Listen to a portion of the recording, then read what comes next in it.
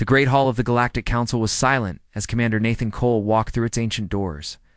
He had been here many times before, but today felt different. The air was heavy with tension, and the eyes of 1,000 alien species followed him as he moved toward the central platform. For 300 years, humanity had been part of this council. They had joined as a young species, small and unimportant, but they had grown. Human engineers had built ships that could cross the galaxy in days.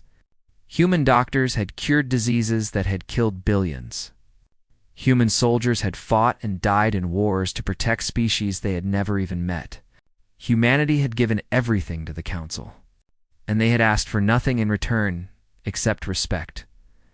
Nathan stopped beside Ambassador Lisa Warren, who stood at the center of the platform with her hands clasped behind her back. She was a tall woman with gray hair and sharp eyes that missed nothing. She had spent 40 years serving humanity as a diplomat, and she had never seen anything like what was happening today. "They called this meeting 6 hours ago," she whispered to Nathan without looking at him. "No warning. No explanation. Just a demand that we appear immediately." Nathan looked up at the tiers of seats rising above them. Representatives from over 2,000 species filled the chamber, their bodies of every shape and size imaginable. Some had scales, others had fur, and some had no physical form at all. But they all had one thing in common today. They were all staring at the two humans with expressions that ranged from curiosity to open hostility. At the highest tier sat the 7 High Arbiters, the rulers of the Galactic Council. They were the most powerful beings in the known universe, chosen from the oldest and most influential species. High Arbiter Vexenal sat at the center, his body towering over the others. His skin was like polished black stone, and his 4 eyes glowed with a cold blue light. "Humanity stands accused," Vexenal announced, his voice echoing through the chamber like thunder. "You are charged with violations of the Stellar Preservation Accords. Your research station in the Kepler Expanse has been conducting illegal experiments on a protected species." Lisa stepped forward, her voice calm but firm. "High Arbiter, these charges are false. The Kepler station is an agricultural research facility. We grow crops there to feed colonies on the outer rim. There are no experiments on any species, protected or otherwise." Vexenal waved one of his massive hands, and a holographic display appeared in the center of the chamber. It showed images of a laboratory filled with tanks containing strange creatures that Nathan had never seen before. Documents scrolled across the display, bearing official human seals and signatures. "This evidence was recovered from your station 3 days ago," Vexenal said. "It shows clearly that humanity has been manipulating the genetic structure of a presentient species. This is a direct violation of accords that humanity itself helped to create." Nathan felt his stomach drop. He knew the Kepler station. He had visited it just 2 months ago. There was no laboratory like this. There were no tanks, no creatures, no experiments. Someone had created this evidence from nothing. "This is fabricated," Lisa said, her voice rising. "These documents are forgeries. We request time to conduct our own investigation and present evidence in our defense." "Denied," Vexenal said flatly. The word hung in the air like a death sentence. "The evidence is conclusive. The Council has already voted on this matter." Nathan felt the blood drain from his face. Already voted. The trial had not even begun, and they had already decided humanity was guilty. This was not justice. This was an execution. "The sentence is immediate expulsion from the Galactic Council," Vexenal continued, his voice carrying no emotion. "All human vessels must withdraw from Council space within 30 standard days. All technology sharing agreements are terminated effective immediately. All human citizens living in Council territories must return to Earth or formally renounce their species." The chamber erupted in noise. Some species shouted in protest, clearly shocked by the severity of the punishment. Others nodded in approval as if they had been waiting for this moment for a long time. Nathan's eyes found Ambassador Crystal of the Vendari hegemony in the crowd. The insectoid alien was making a strange clicking sound that Nathan had learned to recognize. He was laughing. "This is wrong," Lisa said, her voice cutting through the noise. "You have condemned us without allowing us to speak. 300 years we have served this council. We have bled for you. We have died for you. And this is how you repay us? Vexenol's glowing eyes showed no sympathy. The decision is final. Guards, remove the humans from this chamber. Armored figures began to move toward the platform. Nathan stepped closer to Lisa, his hand instinctively moving toward his sidearm before he remembered he had been forced to surrender it at the door. They planned this, he whispered urgently. The Vindari, maybe others. They wanted us gone, and they manufactured a reason to make it happen. Lisa nodded slowly, her eyes scanning the chamber. The question is why? What do they think they will gain by removing humanity from the council? As the guards reached them, Nathan took one last look around the Great Hall. He saw species he had fought beside in battle, species whose children he had saved from disease, species whose worlds he had helped rebuild after natural disasters. None of them moved to help. None of them spoke in humanity's defense. They simply watched as the guards escorted the two humans toward the exit. You are making a mistake, Lisa called out, her voice echoing through the chamber one final time. Humanity has been the beating heart of this council for 3 centuries. Without us, you will fall apart. And when that happens, do not come begging for our help. Vexenol's response was cold. Humanity overestimates its importance. The galaxy existed for billions of years before your species crawled out of the mud. It will continue long after you are forgotten. The doors closed behind Nathan and Lisa with a sound like a tomb sealing shut. They stood in the empty corridor, surrounded by guards who watched them with weapons ready. What do we do now? Nathan asked quietly. Lisa was silent for a long moment. When she finally spoke, her voice was steady and calm. We go home. We tell our people what happened here. And then we show the galaxy exactly how wrong they are about us. Nathan looked back at the closed doors one last time. Behind them, the council was already celebrating their victory. They thought they had defeated humanity. They thought they had removed a threat. They had no idea what they had just unleashed. The walk back to their ship was long and quiet. Human staff members who had worked at the station for years were already packing their belongings, their faces filled with confusion and grief. Some of them had alien friends, co-workers, even lovers who they would never see again. 30 days was not enough time to say goodbye to everything they had built, but as Nathan boarded the ship and looked out at the stars, he felt something unexpected growing in his chest. It was not despair. It was not fear. It was anger, cold and patient.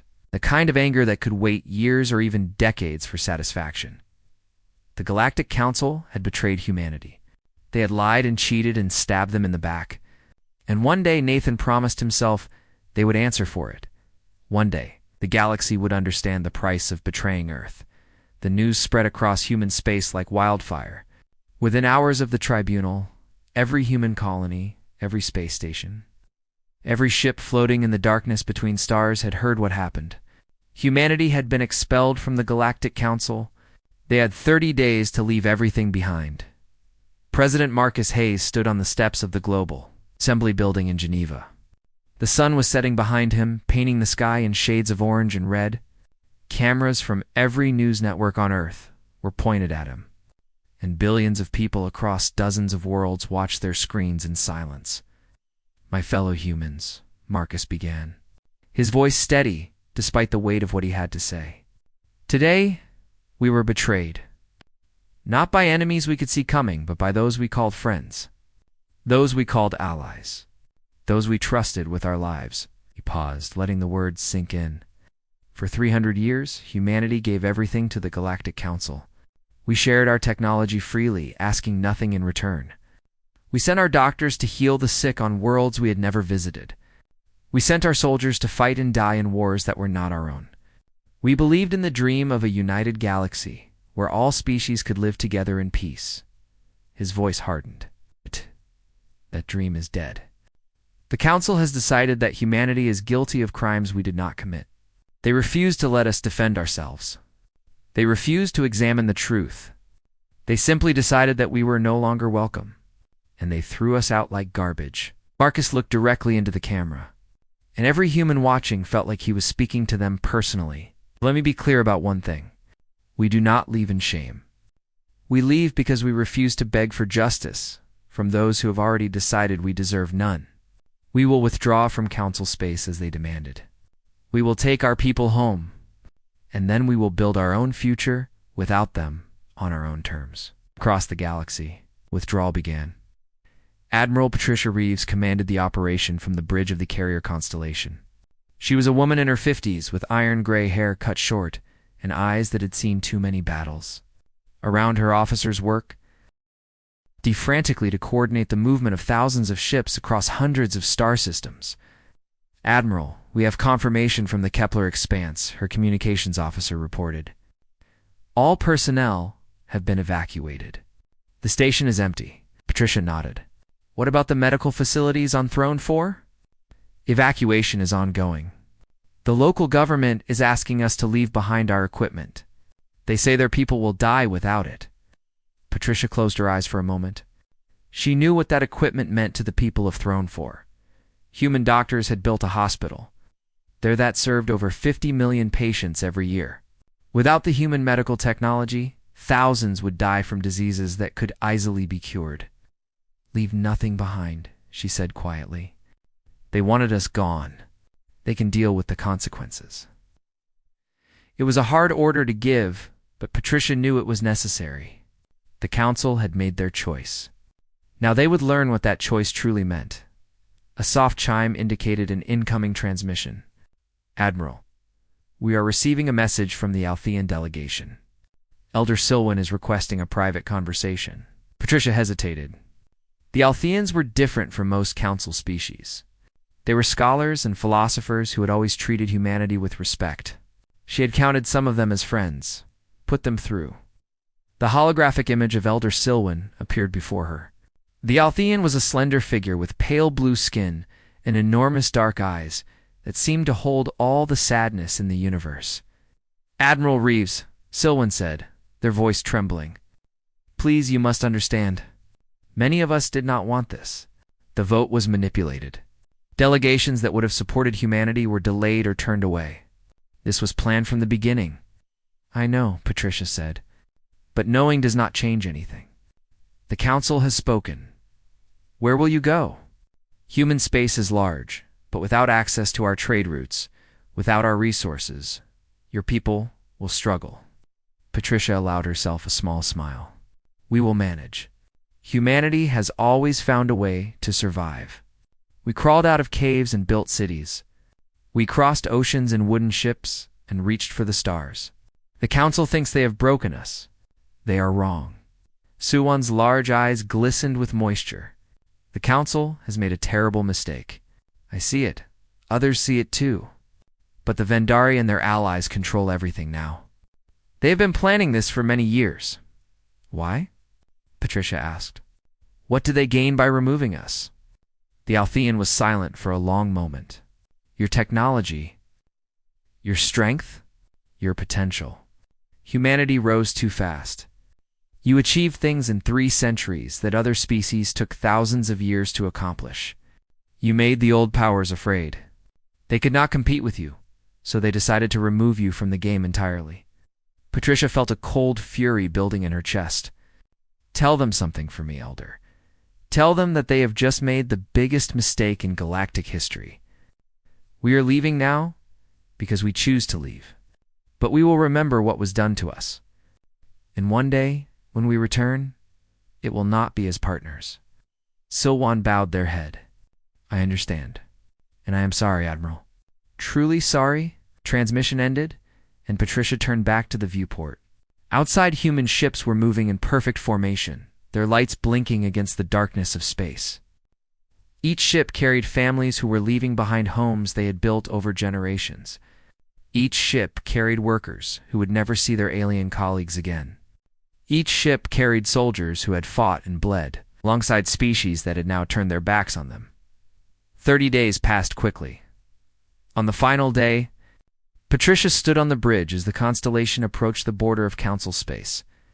Behind her, the last convoy of human vessels followed in a line that stretched across the stars.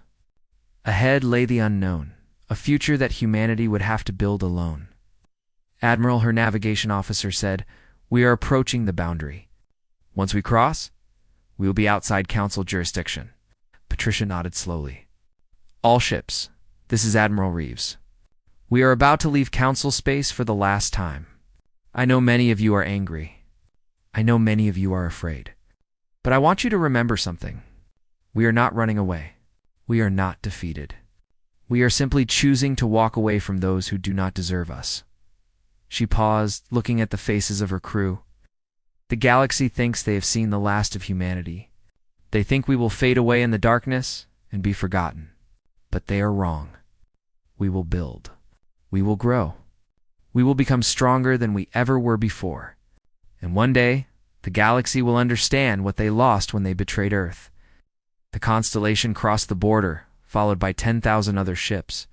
Behind them, Council space grew smaller and smaller until it was just a cluster of stars in the distance. In the Council chambers, the Vendari celebrated their victory. They had removed humanity from the game. They had secured their dominance for generations to come. They had no idea that their victory would soon become their greatest defeat. The silence from human space began that very day, and it would last for 5 long years. In that time, the galaxy would slowly begin to understand the terrible truth. They had not gotten rid of humanity. They had only made them angry. 5 years passed, and the galaxy began to fall apart. It started slowly, so slowly that most species did not even notice at first. A power grid failed on one world. A water purification system broke down on another. A hospital ran out of medicine that no one knew how to make anymore. Small problems, easy to ignore. It's easy to blame on bad luck or poor maintenance. But the problems kept growing, Counselor. Najamani Hegemony sat in his private chamber, surrounded by holographic screens filled with reports from across the galaxy. Each report brought worse news than the last. And Drexmar felt a growing knot of fear in his stomach that he did not want to admit. The jump drive stabilizers are failing across our entire fleet, Admiral Kexter reported. His insectoid face twisted with frustration. These stabilizers were designed by human engineers. Without them, our ships cannot safely travel more than a few light years. We are effectively trapped. Drexmar waved a dismissive claw. Then have our own engineers fix them. We have tried. Our best scientists have spent 3 years studying these devices. They cannot understand how they work. Human technology is too advanced for us to copy. Another screen lit up with a transmission from the medical consortium. Director Velsa, a being made of crystalline structures that pulsed with soft light, spoke with obvious despair. The plague of Nexus 7 is returning. 40 years ago, human doctors created a cure that saved billions of lives. That cure requires compounds that only human biotechnology could produce. We have 2 years of medicine remaining. After that, the plague will spread unchecked. Surely we can find another way, Drexmar said, but his voice lacked confidence. There is no other way. We have contacted every advanced species in the Council. None of them can replicate what the humans created. Their medical science was centuries ahead of our own. More reports came flooding in throughout the day. The agricultural systems on 12 colony worlds were failing because the human-designed irrigation networks had stopped working. Communication satellites built by human engineers were going dark one by one. Research stations that depended on human power generators were losing energy and shutting down. For 300 years, humanity had quietly become the foundation of galactic civilization. They had built systems that everyone depended on but no one understood. They had solved problems that no other species could solve. They had been so good at what they did that everyone simply took them for granted. Now they were gone, and the galaxy was learning what that truly meant. Drexmar called an emergency meeting of the High Arbiters. The 7 rulers of the Council gathered in the same chamber where they had condemned humanity 5 years ago. The mood was very different now. We must contact the humans. High Arbiter, Silvex of the Morvani said. We must apologize and ask them to return. Absolutely not, Vexenal growled. We will not beg those primitives for help. Our scientists will find solutions. We simply need more time. We do not have more time, Silvex shot back. My people are dying. Millions of them. The human medical equipment we relied on is failing, and we cannot repair it. How many more must die before your pride allows you to admit we made a mistake? Vexenal slammed his fist on the table. We did not make a mistake. Humanity was a threat that needed to be removed. A threat. Sylvex laughed bitterly. They were the only thing holding this council together. Without them, we are falling apart. The argument continued for hours, but in the end, nothing was decided. The High Arbiters were too proud to admit they were wrong. They kept telling themselves that the problems would pass, that their own scientists would eventually figure out how to replace human technology. They were lying to themselves. And deep down, they all knew it. Meanwhile, on the other side of the galaxy, humanity was thriving. Director Samuel Price stood in the main control room of the United Earth Research Initiative, watching dozens of screens that showed progress reports from across human space. 5 years of isolation had forced humanity to work harder than ever before. And the results were extraordinary. The new drive systems are ready, reported Dr. Catherine Mills, a young scientist with bright eyes and boundless energy. They are 30% faster than anything we had before, and they use no materials from Council space. We are completely independent now. Samuel nodded with satisfaction.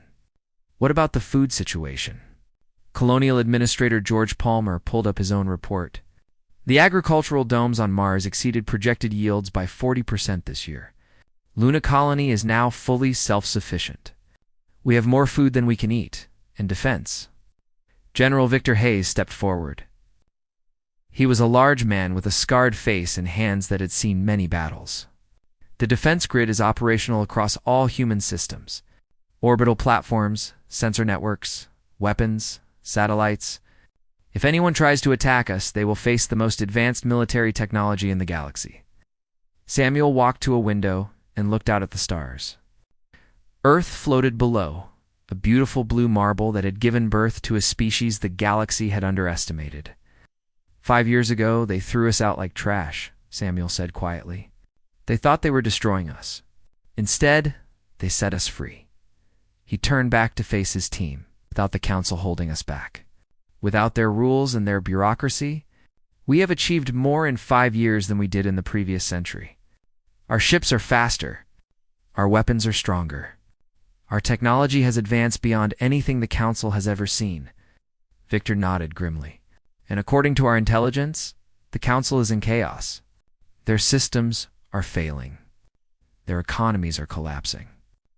The Vendari have lost almost half their military capability because their ships cannot travel safely anymore. They will come for us eventually, Catherine said. When they get desperate enough, they will try to take what they need by force. Let them try, Samuel replied. We have spent 5 years preparing for exactly that. They have no idea what they are facing now. Deep in the research facilities beneath the surface of Mars, human scientists were working on projects that would have seemed like magic to the rest of the galaxy. New energy sources that could power entire planets. Medical technology that could cure any disease. Weapons that could destroy fleets without firing a single shot. Cloaking systems that could make ships invisible to any sensor. Humanity had always been good at innovation. But now, with their survival on the line and a burning desire to prove themselves, they had become something more. They had become unstoppable. In council space, species continued to suffer and die.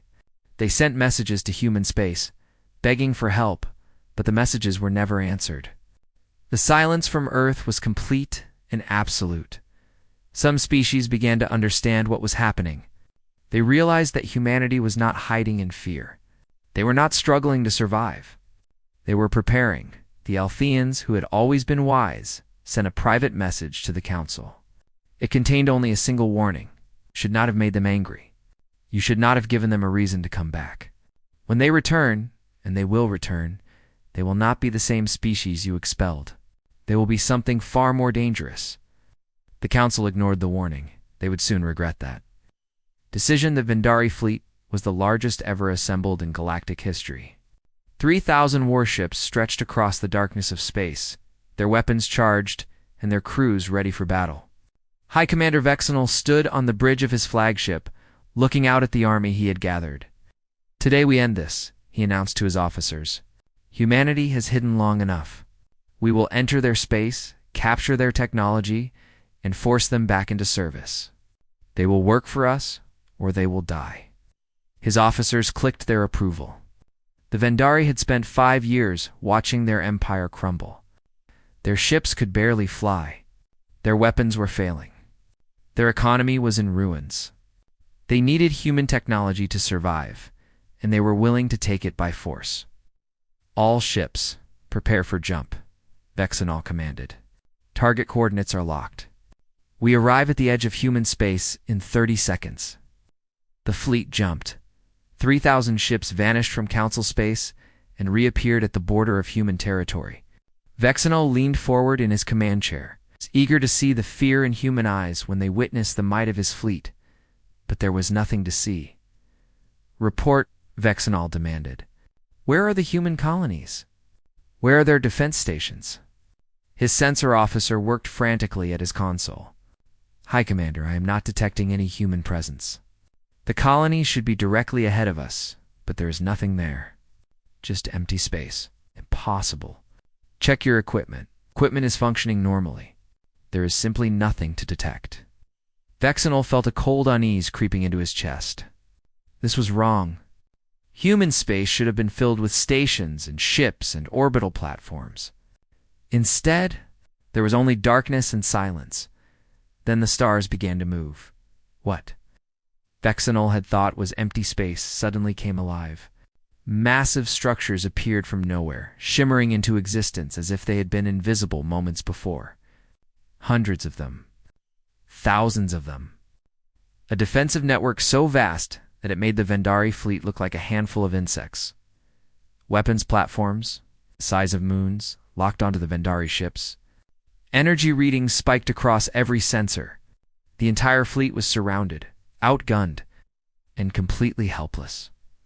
A communication channel opened, and the face of Admiral Patricia Reeves appeared on every screen in the Vendari fleet. She was older now, her hair white, and her face lined with age, but her eyes were sharp and cold. "Hi, Commander Vexenol," she said pleasantly. "Welcome to human space.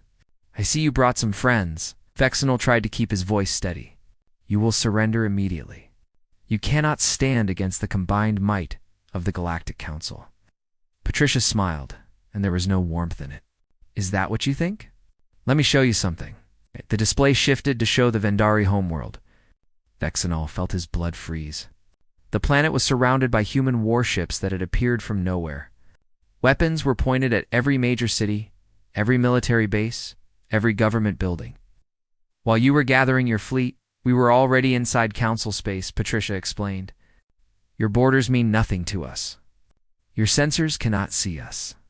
Your weapons cannot track us. You spent 5 years believing we were weak and broken.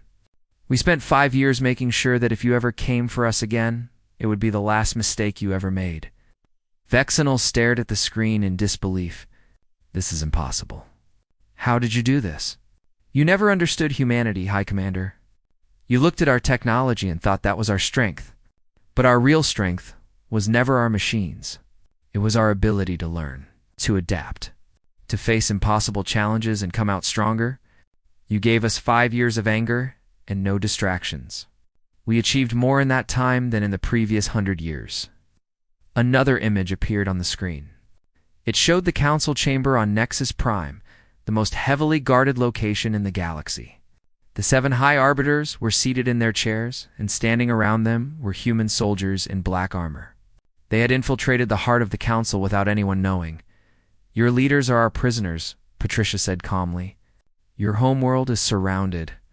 Your fleet is trapped. You have no options left, Vexenol." For the first time in his long life, Vexenol felt true fear. He had expected a battle.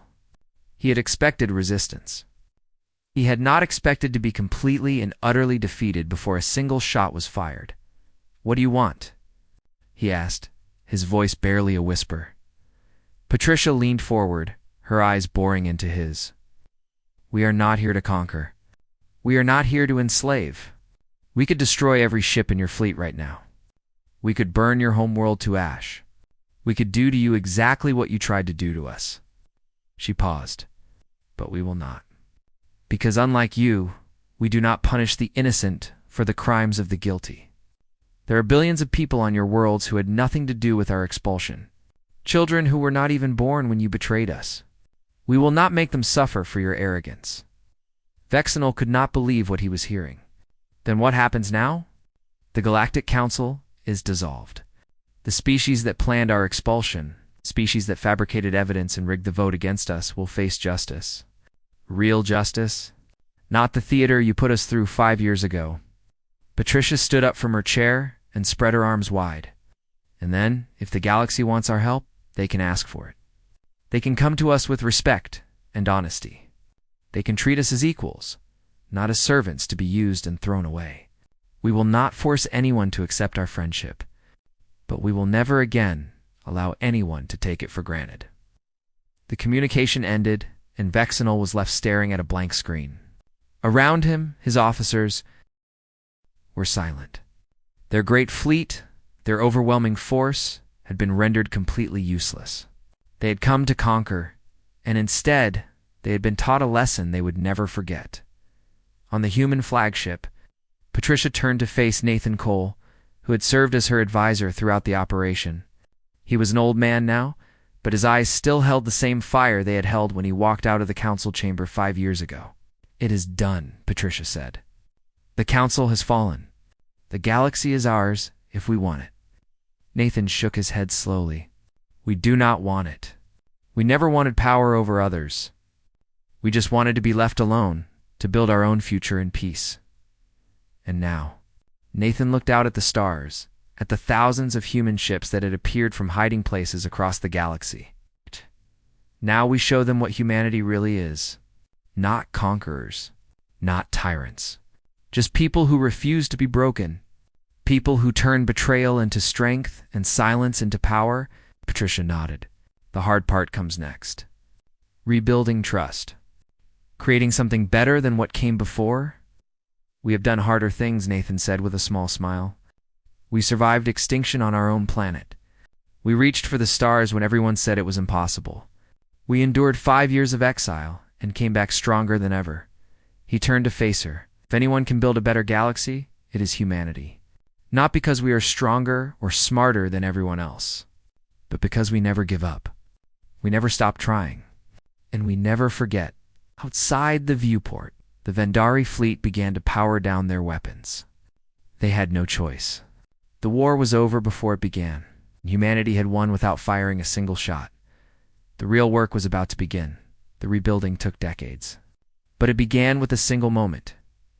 Ambassador Lisa Warren stood at the center of the new Galactic Assembly Chamber. She was in her 70s now, her hair completely white and her face marked by years of struggle and triumph. But her voice was still strong, and her eyes still burned with the same fire that had carried her.